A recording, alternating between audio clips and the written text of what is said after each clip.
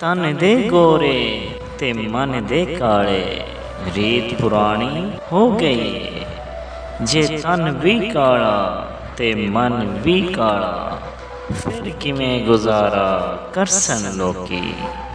मूँह ते मिठे खंड वर्गे ते कंडी पिछों सप होंदे, वारे तेरी कुदरत मौला कैसे कैसे बंदे होंदे।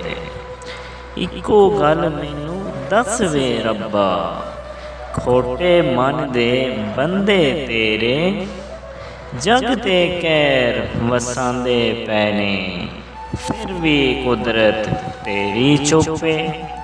सप्पां वांगू डंगदे ने, सूली उत्ते टंगदे ने, जीना मुश्किल कर देंदे कैसे कैसे बंदे ने।